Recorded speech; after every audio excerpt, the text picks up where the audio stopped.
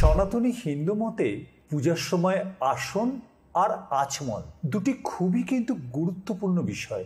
সঠিকভাবে এদের ব্যবহারে যে কোনো পূজার বিধি সুসম্পন্ন হয়, তার সাথে সাথে আরাধ্য দেবতাও খুশি হন। আজ আমরা এই ব্যতিক্রমী ভিডিওটির মাধ্যমে পুরোহিতের আসনের ভাগ, ব্যবহারের নিয়ম, উপকারিতা এবং আচমনের পদ্ধতি, মন্ত্র সবই একে একে আপনাদের সামনে তুলে ধরব, যাতে বাড়িতে, মন্দিরে বা কোনো উৎসবে পুজো করবার সময় আপনার কোনো অসুবিধায় পড়তে না হয়। ঠাকুর ঘরে দেবী দেবতাদের আসন এমন স্থানে রাখা উচিত যাতে পুজো করবার সময় ব্যক্তির মুখ পূব দিকে থাকে। আর যেখানে দেবতাকে অধিষ্ঠিত করা হয় তাকে দরভাসন বলা হয়। আর পুরোহিত বা সাধক ভক্ত যেখানে বসে তাকে আসন বলে। মনে রাখতে হবে, মেঝেতে বসে বা মাটিতে বসে কখনো জপ, পূজা, উপাসনা এসব করা উচিত নয়। এর ফলে বিশুদ্ধ পুজোর পুণ্য ওই মেঝেতে বা মাটিতেই স্থানান্তরিত হয়। তাই পুজোর পৃথক আসন থাকতে হবে। শুদ্ধ কাঠের চৌকি, মাদুরের বা পাতার আসনে বসে পুজো করলে অনেক সমস্যা দূর হয়, পরিবারের শান্তি ফিরে আসে। কম্বলের আসন। কম্বলের আসনে বসে পুজো করাটা সর্বশ্রেষ্ঠ বলে মনে করা হয়। এতে সঠিকভাবে পুজোর রীতিও মানা হয়। তবে মনে রাখবেন, লাল রঙের কম্বল দেবী ভগবতী, লক্ষ্মী এবং বজরংবলীদের মতো দেবতারা অত্যন্ত খুশি হন। কুশের আসন। বিশেষত যোগীদের জন্য এই কুশের আসন সর্বশ্রেষ্ঠ। কুশ নামক ঘাস থেকেই তো এই আসন তৈরি। ভারতীয় শাস্ত্রীয় পুরাণ বলে দেবতাদের শরীর থেকেই এই কুশের উৎপত্তি। তাই এই আসনে বসে পুজো করলে সর্বসিদ্ধি লাভ হয়। মন্ত্র সিদ্ধ করবার জন্য কুশের আসন অত্যন্ত প্রয়োজনীয় একটা বিষয়। তবে মনে রাখবেন, পিণ্ডদান বা শ্রাদ্ধ কর্ম অর্থাৎ পরলৌকিক কাজ করবার জন্য কুশের আসন একেবারেই ব্যবহার করা উচিত নয়। হরিণের চামড়ার আসন। প্রজ্ঞা, ব্রহ্মচর্য, আধ্যাত্মিকতা, বৈরাগ্য, সিদ্ধি, শান্তি বা মোক্ষ প্রদানের আসন হল হরিণের চামড়ার আসন। এতে বসে পুজো করলে ইন্দ্র সংযমিত হয়। তবে গৃহস্থ জীবনের সাধক বা ভক্তদের এই আসন ব্যবহার করা উচিত নয়।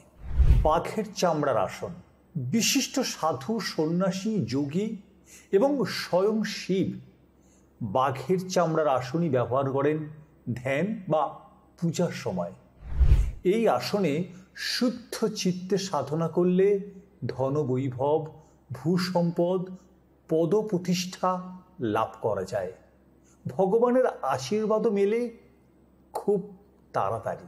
এবার আসি আসনে বসার নিয়ম। কোনো নতুন আসনে বসবার আগে তার পুজো করা উচিত। অল্প জল ও ফুল আসনের তলায় রাখুন। কখনোই পুজোয় অন্য আসন ব্যবহার করবেন না। আসনে বসার পর পূর্ব বা উত্তর দিকে দেবতার সামনে ঘিয়ের একটা প্রদীপ জ্বালাবেন। প্রদীপ জ্বালানোর সময় এই মন্ত্রটি জপ করুন: ওম অগ্নিজ্যোতি পরম ব্রহ্ম দীপ জ্যোতির্জনার্দন দীপ হরতে মে পাপং দীপ জ্যোতি নমস্তুতে। তবে পুজো শেষ করার পর আপনি নিজের আসন নিজেই ভাঁজ করে তুলে রাখবেন। অন্য কেউ যেন আপনার এই আসন স্পর্শ না করে। যে আসনে বসে পুজো করছেন তার নিচে একটা ত্রিকোণ মণ্ডল এঁকে আসনের ওপর একটা ফুল রাখুন। তারপর বলুন: এইতে গন্ধপুষ্পে অং হিং আধার শক্ত কমলা আসনায় নমঃ। এরপর আসনটা ধরে আপনাকে বলতে হবে: আসন মন্ত্রস্য মেরুপৃষ্ঠ ঋষি স্থূলতং ছন্দ কূর্ম দেবতা আসন উপবৈশন বিনিয়োগ। শেষে হাত জোর করে বলুন: অং পৃথিত্বা ধৃতা লৌকা দেবী তং বিষ্ণুধৃতা তঞ্চ ধারয়ে মাং নিত্যং পবিত্রং কুরু আসনায় নমঃ। এবার আসি আচমন বিষয়ে। আচমনের দুটি অংশ। প্রথমটি মূল আচমন প্রক্রিয়া আর দ্বিতীয়টি আনুষঙ্গিক ভগবান বিষ্ণু স্মরণ। আচমন মন্ত্রটি ওং আকারযুক্ত শুদ্ধ বিষ্ণু নাম উচ্চারণ সহ আরও কয়েকটি প্রতীকী ক্রিয়া। ভগবান বিষ্ণু স্মরণের সময় আমরা সাধারণত যে মন্ত্রটি উচ্চারণ করি সেটি হল ওং তদ্বিষ্ণু পরমং পদ সদা পশ্যন্তি সূরয় দিবীব চক্ষুরাততম অপবিত্র পবিত্র বা সর্বাবস্থানগতোপি বা যৎ স্বরেত পুণ্ডরিকাক্ষং সবাচ্য অভ্যন্তর সূচি। কেউ কেউ বিষ্ণু স্মরণ মন্ত্রের সঙ্গে আরও দুটি পংক্তি জুড়ে দেন, সেটি হল অং মাধব মাধব বাচি মাধব মাধব হৃদি স্মরন্তি সাধ্য সর্বে সর্বকার্যেষু মাধব। এবার আসি আচমন পদ্ধতি। আচমন শব্দের অর্থ শুদ্ধ, পবিত্র, নির্মল শীতল জল দিয়ে যে কোনো ধর্মানুষ্ঠানে অংশগ্রহণের আগে দেহটাকে শুদ্ধ করে নেওয়া। সকাল ও সন্ধ্যা উপাসনা করার আগে অবশ্যই আচমন করা উচিত। আচমন পাত্রে জল দিয়ে 3 বার আচমন করতেই হয়। তারপর বসে প্রাণায়ামের মাধ্যমে রেচক, পূরক ও কুম্ভক করে প্রাণ বায়ুকে স্থির করতে হয়। এবার আসি নিয়মে। ডান হাতের তালু গরুর কানের মতো করে একটা মাসকলায় ডুবতে পারে সেই পরিমাণ জল নিন। তারপর ওং বিষ্ণু মন্ত্রে পান করতে হয়। 3 বার ওই জল পান করবেন মন্ত্রটিকে বলে। তারপর বুড়ো আঙুলের পেছন দিকটি দিয়ে ওষ্ঠ ও অধর ডান দিক থেকে বাঁ দিকে 2 বার মার্জনা করে সামান্য জলে হাতটা ধুয়ে নিন। ডান হাতের নির্দিষ্ট আঙুলের ডগা দিয়ে একে একে এই স্থানগুলিকে স্পর্শ করুন। প্রথমে তর্জনী, মধ্যমা, অনামিকা একসঙ্গে করে ওষ্ঠ ও অধর স্পর্শ করুন। এরপর হাতটা ধুয়ে নিন। তারপর বুড়ো আঙুল আর তর্জনী, ডান ও বাঁ নাক স্পর্শ করুন। এরপর বুড়ো আঙুল, অনামিকা স্পর্শ করবেন ডান ও বাঁ চোখ, ডান ও বাঁ কান। তারপর বুড়ো আঙুল ও কোড়ে আঙুল স্পর্শ করবেন নাভি। আবার হাতটা ধুয়ে নিন। এরপর করতল দ্বারা হৃদয় স্পর্শ করুন। এরপর সকল আঙুলের ডগা দিয়ে মাথা, ডান ও বাঁ বাহুমূলকে স্পর্শ করুন। তবে যারা এগুলো করতে পারবেন না তারা শুধু ওং বিষ্ণু এই মন্ত্রে জলপান করেই আচমন করতে পারেন। এইভাবেই বিশুদ্ধভাবে পুজো করবার আগে আপনি আচমনটা সেরে নিন।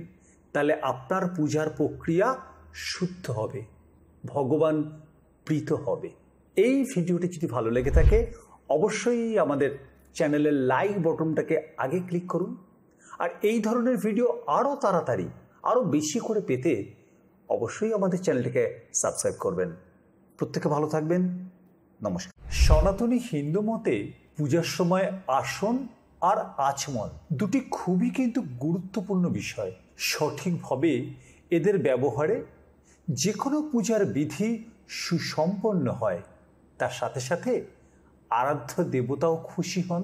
আজ আমরা এই ব্যতিক্রমী ভিডিওটির মাধ্যমে পুরোহিতের আসনের ভাগ, ব্যবহারের নিয়ম, উপকারিতা এবং আচমনের পদ্ধতি, মন্ত্র সবই একে একে আপনাদের সামনে তুলে ধরব, যাতে বাড়িতে, মন্দিরে বা কোনো উৎসবে পুজো করবার সময় আপনার কোনো অসুবিধায় পড়তে না হয়। ঠাকুর ঘরে দেবী দেবতাদের আসন এমন স্থানে রাখা উচিত যাতে পুজো করবার সময় ব্যক্তির মুখ পূব দিকে থাকে। আর যেখানে দেবতাকে অধিষ্ঠিত করা হয় তাকে দরভাসন বলা হয়।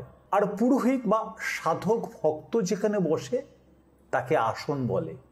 মনে রাখতে হবে, মেঝেতে বসে বা মাটিতে বসে কখনো জপ, পূজা, উপাসনা এসব করা উচিত নয়।